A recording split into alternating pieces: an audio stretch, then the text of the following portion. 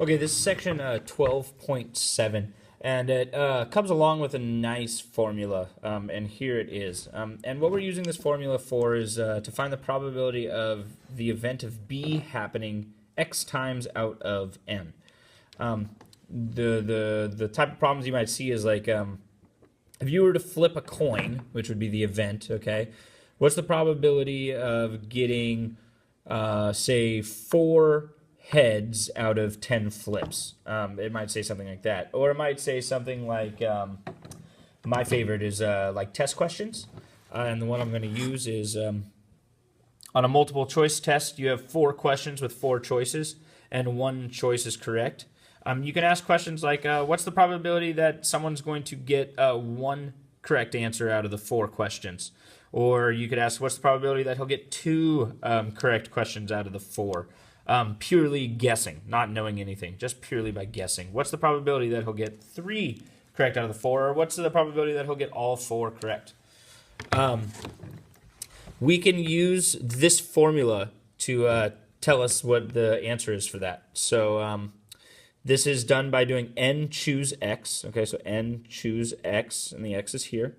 And then this is times the probability that the event does happen, okay, risen to x, the number of times you're going to want it, times q, where q is the probability that the event does not happen. So it's essentially these 2 numbers, p and q, should always add to 1. Same with, oh no, that's it. Yeah, the p and the q should always add to 1.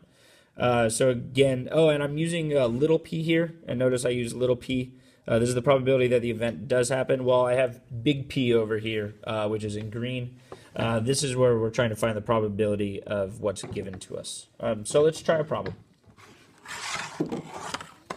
I have a multiple choice question with 4 choices for each question, and one of those choices is correct. And we want to know the probability that he gets 1 correct out of 4.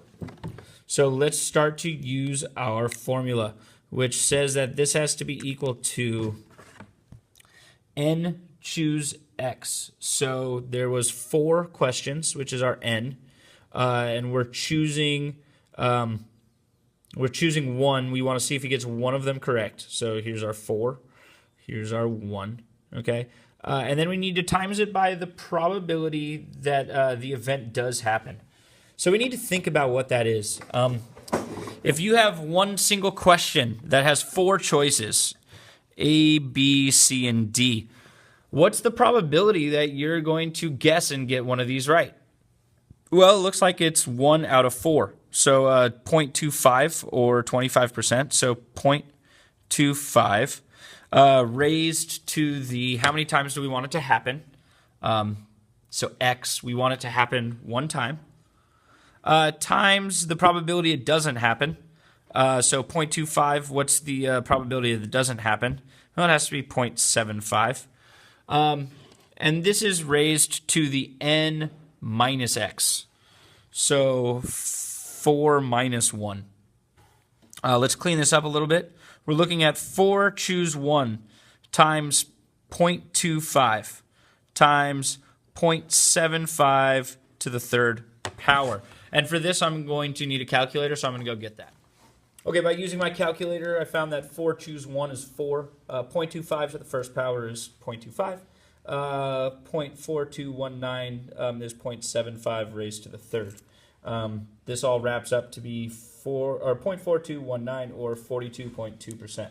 So what this means is that if you were to walk into a multiple choice test without studying or knowing anything, and you were just going to guess, randomly guess, the probability of getting at least one of those questions right on a 4-question test is about 42%, which isn't that bad, I guess.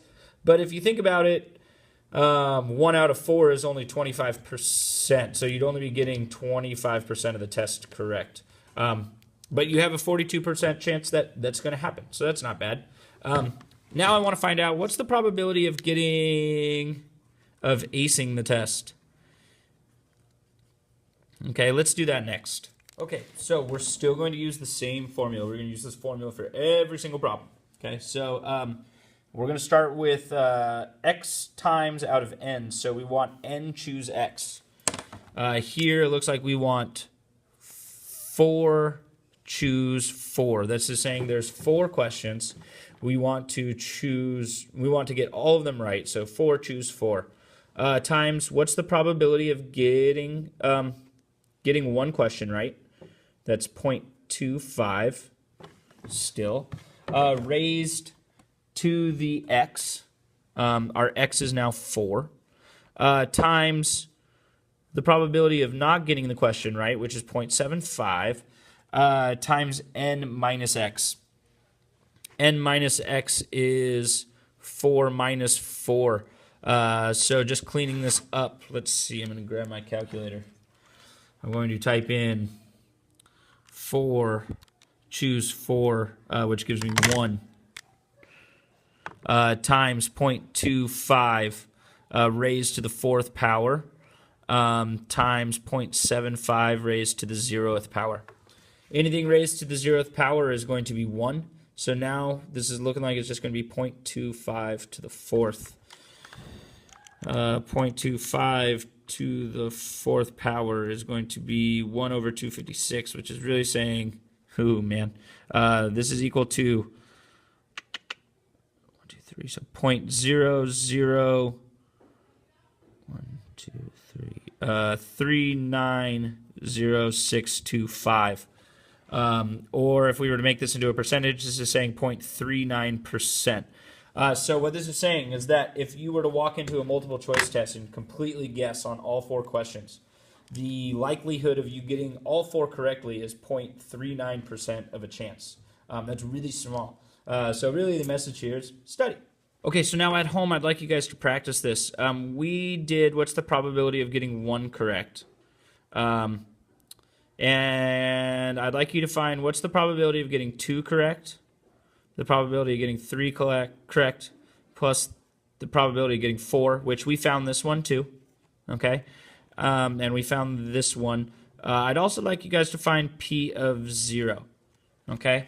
I want you to find these 3 at home, okay? And then add all 5 of these up and see what the answer is. You can probably guess at what it should be, but let's just check it to confirm, and so that you guys can give me an answer.